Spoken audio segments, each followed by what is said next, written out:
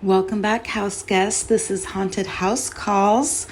And today we're going to do something a little bit differently. This is going to be an episode about my mother's own ghost stories of what she has told me about the paranormal. So a little bit of a backstory about my mom. She became my mom in her late 40s by marrying my dad. And she would never ever tell you that I am a stepdaughter. I am her baby girl. I am her baby daughter. And that is all that mattered to her. So much so that when my parents got divorced, I stayed with my mom, and I am so blessed. And I am also so blessed because she gave me two older sisters. And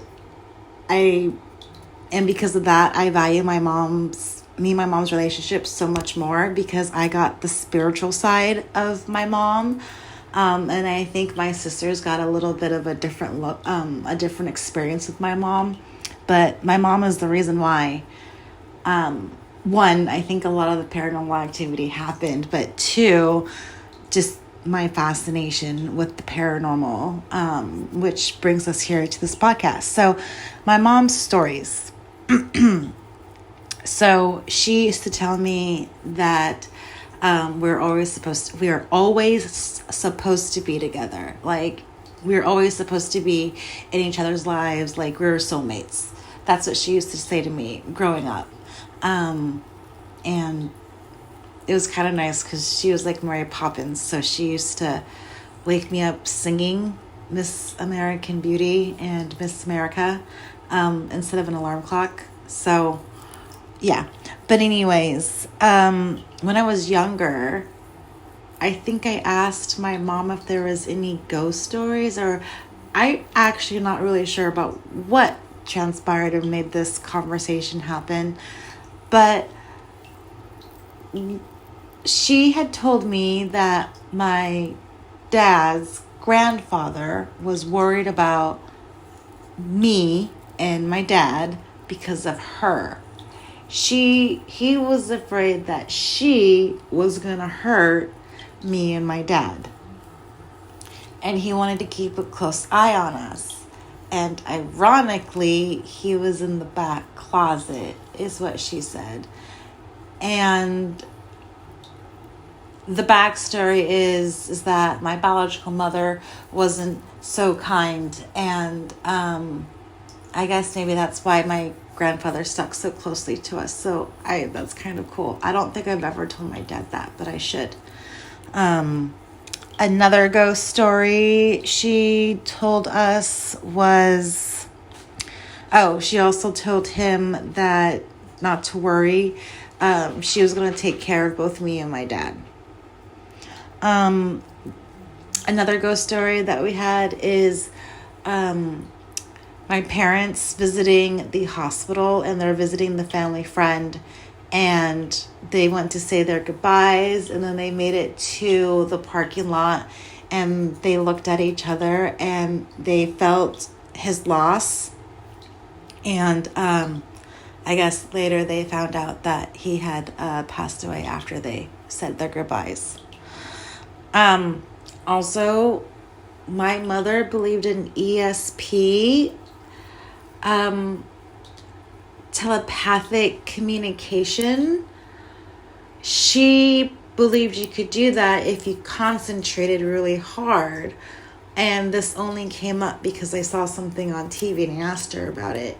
So there was this period where I think I might have been trying to do it with my mom, but instead it was my mom doing it to me. So I heard her call my name, but then when I ran to her, across the house, she said I was just thinking about you. I didn't call your name. And this happened so many times that I was like, Mom, can you just stop thinking about me? Because I think I'm going to go, it was crazy. I thought I was going crazy because she wasn't saying my name, but I could hear my name. And she was just thinking about me. So that's another weird thing that happened. She also spoke a lot about her twin experience with her brother.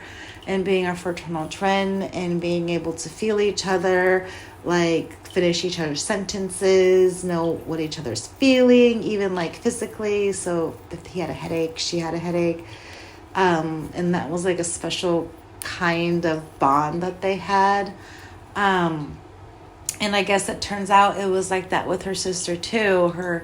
She knew when her sister passed away, she felt what she says, the traumatic loss, and then the grief.